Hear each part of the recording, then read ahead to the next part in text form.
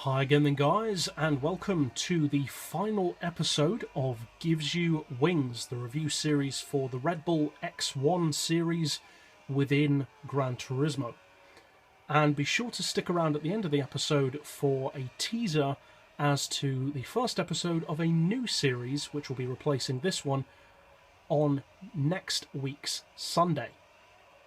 And in this episode we are featuring the ultimate version of the X2014 RedBull. This is the car which for most people was the most anticipated version of the three 2014 models, and it's, after the Junior and the Standard, a return to form for the RedBull X1 project. It's a more traditional RedBull. It's known as the fan car, which is an indicator that is a return to form. It has the more crazy power, the crazy performance, the fan assisted steering, etc. Interestingly though, and disappointingly for some, myself included, this car when it was first released didn't do what we expected it to. Up to this point in the RedBull series, each model made it more fast and more extreme. This model didn't do that. This model dropped back in terms of spec. It has less spec than the 2010 or 2011 versions.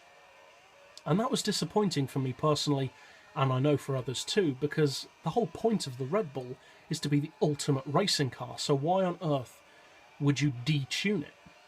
Well, in hindsight, that's not too surprising that they chose to do so, because in real life, regulations change, cars do become slower over the years, and certainly, if not slower, have inferior specs as the years go on, primarily for safety reasons, and also to level the playing field more. And also, especially in the case of races like the Formula 1, they sometimes actually become quicker as a result of those changes, especially in terms of handling. And that is actually the case with this particular RedBull, because the handling is improved. The aerodynamics are improved, the overall control over the vehicle is better than it has ever been before. And although, yes, it does have lower power, lower torque, a lower PP, and a lower top speed, overall around the track, it's still a highly competitive model. Now, it's powered by a 3-litre turbo engine. It sits at a lower PP than the 2010 or 2011 versions at 969, produces just over 1250 horsepower with an oil change, 454 pound-feet of torque, both of which are again lower than the 2010 and 2011s, and weighs in at a rather predictable 545 kilos. It puts out 2.3 horsepower per kilo, or just under 2300 horsepower per tonne, which again is lower than the other X1s, the fan-assisted X1s that is, but it costs the same as the X2010 and X2011s at 6 million credits. And it is to be noted, it's a slower car.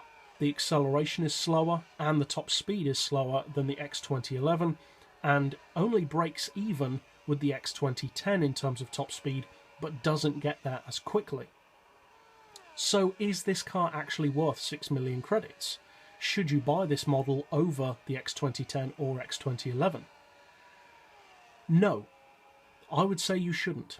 It's not worth 6 million credits. If those two models didn't exist and weren't faster than this, then I would say it would be.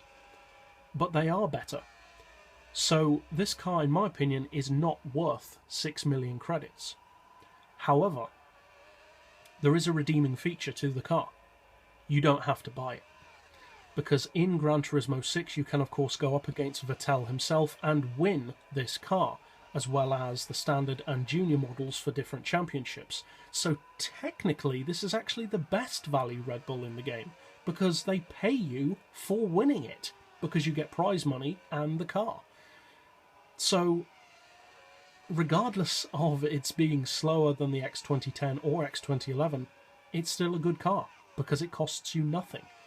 It's in effect the best deal in the game, apart from the Tomahawk, but even then, you could only win the Tomahawk for a short time in the seasonal events, whereas this can be won for free at any time. So this is, I would say, the best value for money car in Gran Turismo 6. because it's almost unbeatable for free. Now, in terms of top speed, it doesn't come anywhere near the X2011, but it can take on the X2010. As I mentioned, it takes longer to get there, but the top speed is just under 320, so good enough for most tracks, to say the least.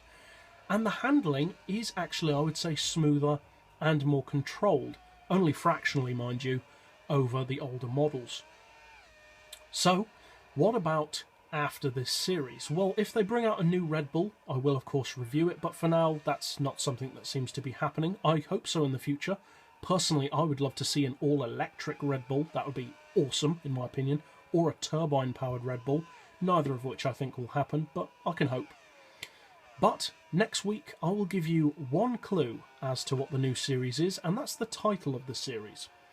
It's pretty self-explanatory, but maybe some of you won't guess it.